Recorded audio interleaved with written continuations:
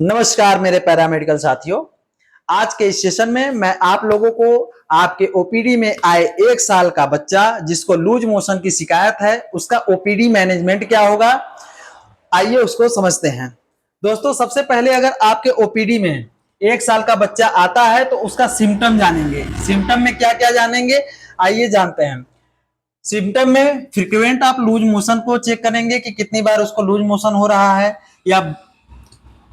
या ब्लड तो नहीं आ रहा है उसके स्टूल्स में, या म्यूकस तो नहीं आ रहा है स्टूल्स में। उसके अलावा दोस्तों एब्डोमिनल पेन का शिकायत तो नहीं है, पेट में दर्द तो नहीं हो रहा है। अगर दोस्तों फीवर भी अगर दिखे, कभी कभी लूज मोशन का अगर शिकायत बच्चे में होता है तो फीवर का भी चांसेस होता है। उसके अलावा दोस्तों अगर बच्चा सुस्त है या लेजी है तब समझ जाइए कि इसको लूज मोशन की शिकायत है। अगर ये सारे लक्षण आपको दिखे तो तुरंत जो है कि अलर्ट हो जाइए, इस बच्चे को ट्रीटमेंट दीजिए, मेडिसिन दीजिए। आइए मेडिसिन के बारे में जानते हैं कौन कौन से मेडिसिन को देना होता है।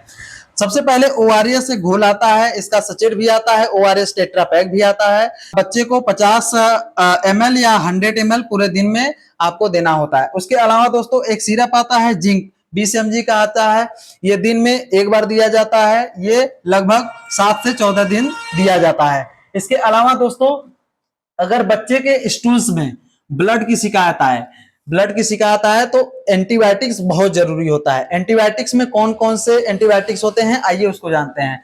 एक सिरप आता है सिफिक्सिन, जो कि बच्चे को 10 mg पर केजी के हिसाब से दिन में 2 बार दिया जाता है। उसके अलावा दोस्तों एक सिरप और आता है ओफ्लैक्सासिन और ओर्निडाजोल, जो कि बहुत ज्यादा डॉक्टर्स इसको प्रेफर करते हैं, चलाते हैं।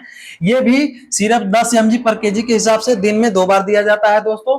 इसके अलावा दोस्तों एक सचेट आता है प्री एंड प्रोबायोटिक, जो कि बीडी देना होता है बच्चे को, 5 दिन के लिए देना होता है। इसके अलावा दोस्तों अगर बच्चे में फीवर की शिकायत दिखे तब तुरंत जो है कि एक सिरप और आता है, उस सिरप का नाम पैरासीटामॉल होता है। इस पैरासीटामॉल सिरप को 15 mg पर केजी के हिसाब से दिन में 2 से 3 बार दिया जाता है, या जरूरत जब पड़े तब दिया जाता है। इसके अलावा दोस्तों अब बात करेंगे कि फीडिंग एडवाइस क्या होता है। फीडिंग एडवाइस का मतलब ये होता है कि बच्चे को क्या क्या उस टाइम पे खाने के लिए एडवाइस देना होता है।